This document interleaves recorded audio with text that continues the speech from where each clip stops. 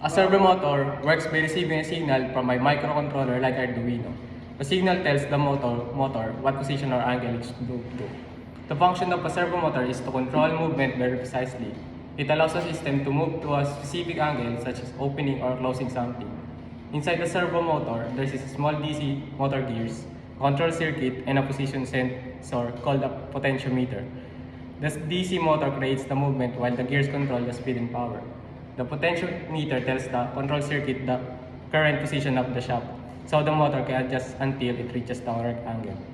A servo motor can move to a specific position and stop there, while a DC motor usually just spins continuously. Because of this, servo motors are better when a project needs accurate movement. Servo motors can be used in systems like automatic doors, robotic arms, camera movement systems, and smart trash bins with automatic lids. An LCD screen works by using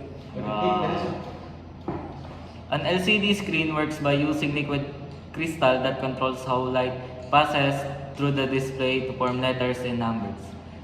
Its main function is to show information from the system such as messages, measurements, or status.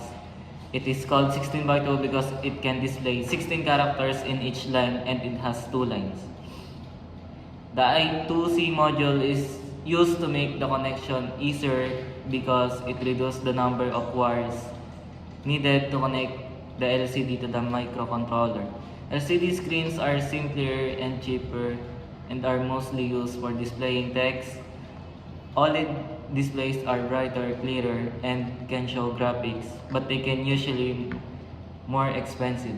LCD screens are commonly used in systems like temperature monitors, distance measuring, device timers, and other projects that need to display information. An ultrasonic sensor works by sending out sound waves that bounce off objects and return to the sensor. By measuring the time it takes for the sound to return, the sensor can calculate the distance of the object. Its function is to detect objects and measure distance. It is similar with bats because the bats also use sound waves to detect objects around them. They send out sound and listen for the echo to know where objects are. The ultrasonic sensor works in a similar way. An ultrasonic sensor uses sound waves to measure distance, while an IR sensor uses infrared light to detect objects. Ultrasonic sensors are usually more accurate for measuring distance, while IR sensors are often used for simple object detection. Ultrasonic sensors can be used in systems like automatic trash bin, parking sensors, obstacle detection robots, and water level monitoring system. Number 1. Ultrasonic sensor plus LED. LED display what the current distance of the ultrasonic detects in the inputs, the amount of distance between the thing in the front of it in LCD display. Useful in automation such as automotive robots to avoid obstacles. Number 2. Ultrasonic sensor plus LED. Based on ultrasonic sensor detection, it can be coded to the amount of distance to trigger input in LED on the breadboard or device. Useful in automation sensor such as object tracking or parking lot gates. Number 3. Servo motor plus potentiometer. Potentiometer acts as resistance controller and puts input in the servo motor.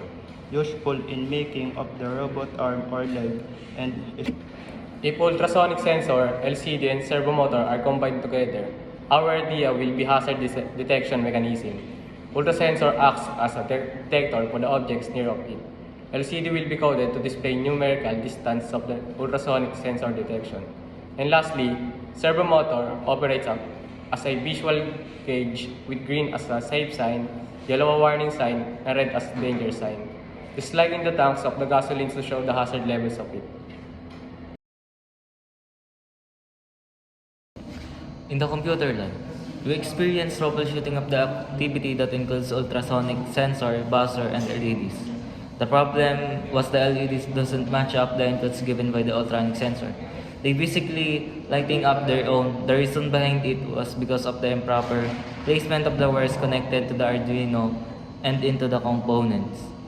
We solved it by replacing weak wires and properly placing wires with spaces to not get tangled by the other wires and components. And then, lastly, we uploaded the code given by the manual, therefore we managed to fix it and make it work properly. Still in the computer lab, we experienced servomotor activity, codes not uploading to the Arduino app in the computer. The reason behind it was the copy-paste error. The manual lab code somehow was syntax error. If we copy and paste it to the Arduino app, platform it will show red-orange sign which indicates error from the code. We saw that there's no bracket in the end of the code. We just type the missing bracket and after that the codes and components are working intently. Our advice for the future students. First, reminding them to check the status of the wires and components.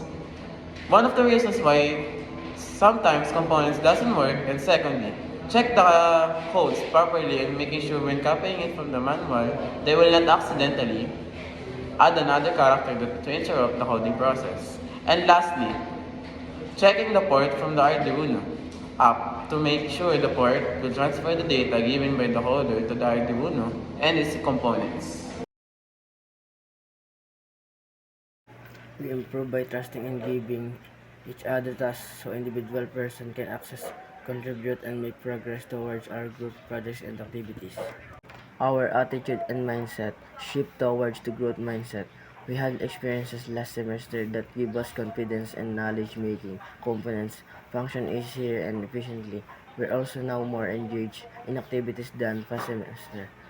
We applied it when developed our first time cardboard robot for our project. With the robot, we successfully did a good job making the visual of it and laying out the plan how our robot will function. A lot of joyful experiences, especially the first functionally coded component and building our own robot. We learned a lot of skills and definitely we will be useful and beneficial for our future activities related to our Strand ICT. We had a lot of joyful experiences, especially the first functionally coded components and building our own robot. We learned a lot of skills and definitely will be useful and beneficial of our future activities related to our Strand ICT. That's all. Thank you.